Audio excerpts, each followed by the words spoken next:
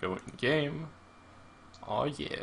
Oh, I already changed the title of the stream. I forgot I did that. Cool. You're so good. It's like finding $5 in your pocket you forgot about. It's just a good moment. Alright. Fiveyearold versus Babbyterran, aka Yoigen, game 2, or version 2.0, game 1. Down here in the bottom left-hand corner of the map, it is our blue Terran. The first time we've seen him for several hours at this point. It is Yoigen. And his opponent's playing opposite of him in the top right corner is the Teal Protoss contender. It's Fiveyearold. Yep. And okay, so I mean, let's comment on this. Yoigen has been watching the stream. You know, he's had his time to wait. He's been here for a while. He's seen Fiveyearold play. He's got to know there's a very high potential for something like a 3-gate, 4-gate, whatever sort of pressure. Will he be prepared to deal with it? I believe that he will be. I cannot see someone sit and watch a stream for 4 hours and literally see every single one of his builds be one base and not be somewhat prepared. Look, he's even scouting for proxy barracks, and he's going to actually decide not to wall off with his first racks. Yeah, you know, a funny thing here I want to comment on from watching all the Terrans in this tournament, I feel like they could utilize Widow Mines better. And I only say this because we see a lot of these Widow Mines get used on the map very defensively, but there's nothing really outside of the mid to late game that it feels like they're getting used for. And Widow Mines kind of, you know, they start tapering off the longer the game goes.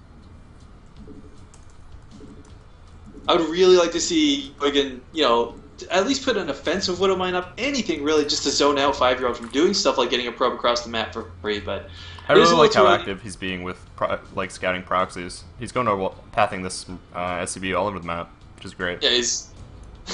And the best part is because of the position in his barracks, I don't think Fiveyearold would not go all the way into the base, but if he did only peek up at the top of the ramp, you might think something is up. But Zimbica proxy. It could be a CC first too, for all he knows. Hiding it like Tasia would. But, actually, we're going to see a 1-rack CC from Yoigen. He's actually putting it in base, which I really like. He's just playing this very safe. I think that he feels that he'll win in macro games, just like he did in the previous series.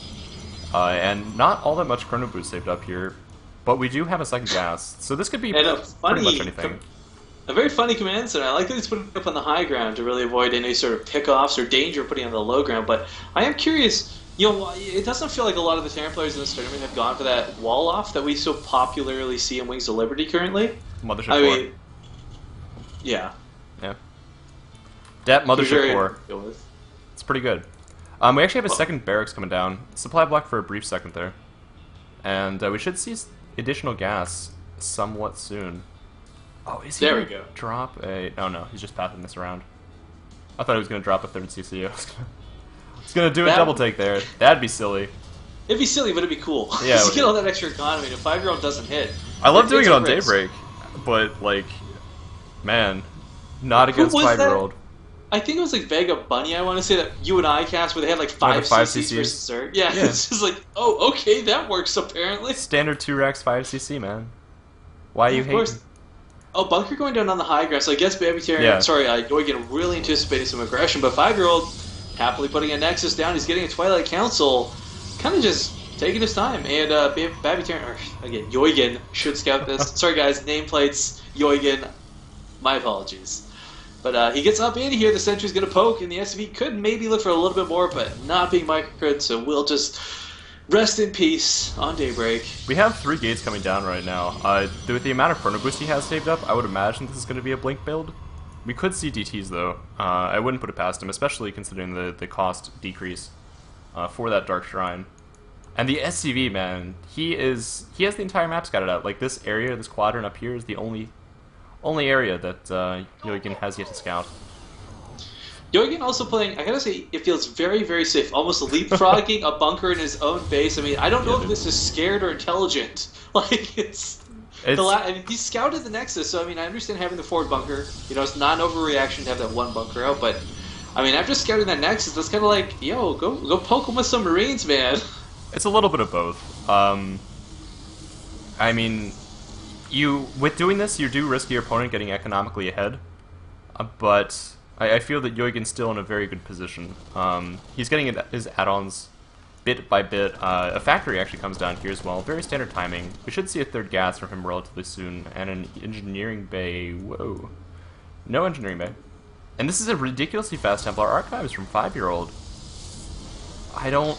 Generally, when we see these kinds of plays on Daybreak, it involves some sort of 2-base Archon, Storm, Charge Zealot +2 armor timing, but the Forge is coming down a little bit late for that.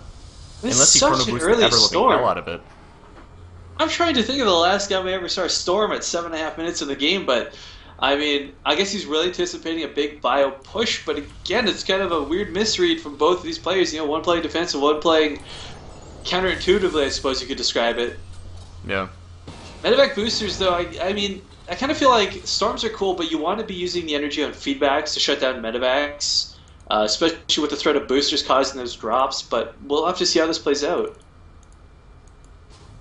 Babbyterran here with a big scout on the SCV, rallied all over the place. And Fiveyearold also in position, I guess maybe anticipating something proxy, but not going to happen. It's always good to get map vision up. I'd imagine we're going to see some pylons. This is a pretty big map. Scouting for drops is crucial as Protoss. If you don't have that Robotech, if you don't have that Observer out, it can be very difficult if you're caught off guard. He will have High Templar out. Of course, feedback is something that we will be prone to see with the amount of Templar that should be warped in this game. And with these double Medevacs popping out soon as large Bioforce, Yoigen might just be looking to push. So we might see some action come out finally. I do like, by the way, I want to comment, he's put a very nice missile turret out of his natural. This kind of is like, no DTs, go away, no observers, go away. I will happily defend this base. Third coming out of Yoigen too as we speak, so if you can get this base up and running, it'll put him in a really nice position. And Fiveyearold has only just started a robo facility. Immediately going for that speed boost, holy crap. Look at the units on the field right now, though, Panda. A couple Templar that only just barely have enough energy for one Storm. That's all he has to defend with this. Dude. And I mean, if Yoigen's got some good Storms... Do you ever watch Oz play? It's all you need. He has Sentries, he has some Templar. He's good, man. Well, there's the Medevac boost. It's crucial that he feedbacks this drop. He needs to take this out. He can't afford to warp in units up here and then be caught with his pants down at the main, or at the natural ramp.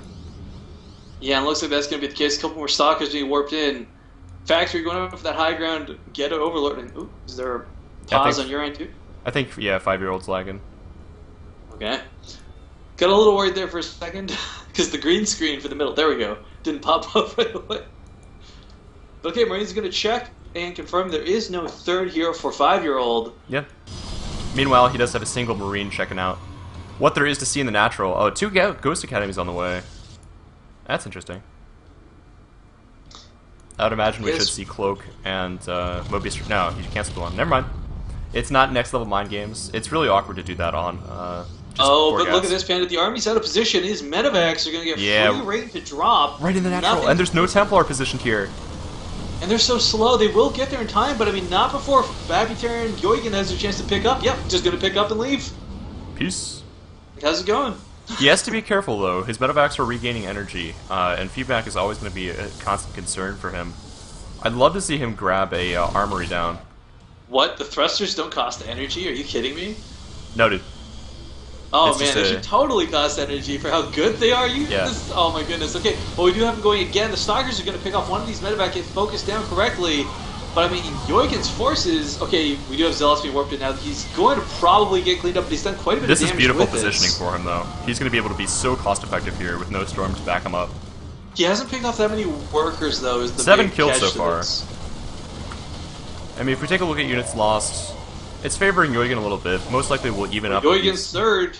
Uh-oh, he's going to be in a bit of trouble here. He can lift this. He definitely needs to cancel the bunker, though. Oh, and just the 3 mules that came down. He needs to be careful about Storm, but he does have these ghosts spawning. They do not have Mobius Reactor, but they do have enough energy to snipe. Yeah, 2 snipes for a High Templar, but you know what? Definitely well worth it. Can he get enough off? Yes, he does pick up 1 immediately, 2 immediately. Oh, Jesus. Only 1 goes down, but... Yeah, but it kills an obscene amount of units. The Medevac's trying to do what they can, but as you said, a lot of units got killed in that. And the ghosts are quite effective at killing those zealots. I mean, there are very few stalkers in this composition, but the Dark Shrine is actually warping in.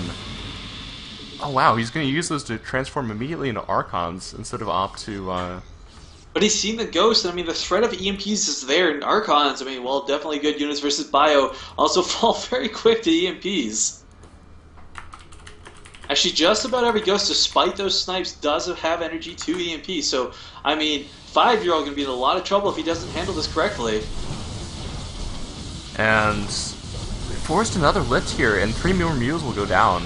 Oh, look at those EMPs. Not quite getting all the shields off, but he does considerably weaken these Archons. Yeah. That nerf that nerf to concussive shells when Archons were changed into a massive really hurts. I'm a bit shocked at this point. We've seen so many Zealots constantly warped in that we don't have Hellbats on the field. I can understand, you know, you've only got the one factory, but still, Hellbats are pretty effective. Yeah, I've seen a couple people trying to incorporate them with bioplay on stream. I think Yoigen feels though that he's confident enough that he can beat his opponent in Wings of Liberty, that he just wants to kind of commit to that style. There really isn't anything all that pressing coming out from the Protoss that he needs to adapt to. And consider, like, there's no third base from our Protoss player. He's actually taking gas off of his natural to try and get enough energy or get enough minerals to expo and continue to warp in units so he doesn't die. Oh, but this is a horrific engagement for the Protoss to take. I don't quite understand the reasoning behind this. As scan goes down to the DTs very beautifully. And these Ghosts, they just have so much energy. This is the beginning of the end here for Fiveyearold. Yeah, whether it's EMPs, whether it's Snipe, whether he decides to get out of the Blue Research Cloak, it doesn't matter. These Ghosts lived. And that's problematic because Ghosts are so darn effective versus Light. And as we've seen all game, Fiveyearold relying on a mostly Zealot-heavy composition. Zealot gat lag. You getting that too? It's fine here for me. Alright, it was just lagging there for a second or so.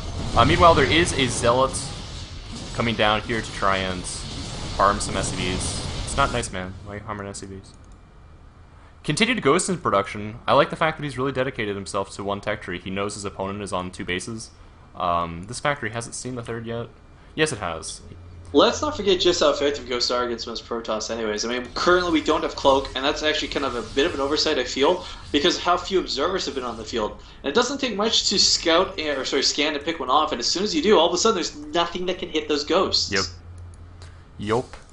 And I'm actually kind of surprised that he hasn't incorporated Mobius Reactor or Cloak thus far. It has just started, so he'll have that eventually. But I mean, the catch to that too is these Ghosts have been alive for so long, they didn't really need Mobius Reactor. Yeah. And he's going to scan this and see that there's not a lot here. A small handful of Zealots and a single High Templar. More Zealots coming from behind, but again... That factory is burning charge. It's so freaking useful. It doesn't look like it, but... It creates a huge choke, actually, as well. These Zealots can't even effectively get the surface area they want. A ridiculous amount. And, oh man, I think Yoigen... He's going to churn around on this Protoss player, pull a A-move situation, and just kind of annihilate with a little bit of he can literally just A-move here with his Ghosts and all. Yeah, I mean, he's doing some beautiful EMPs on these Zealots. Even gets the DT. This will be cleaned up. Yeah, the last Archon remaining, and that's going to be it for Fiveyearold, folks. There's the good game, as Yoigen does take game 1 here in this best of 3.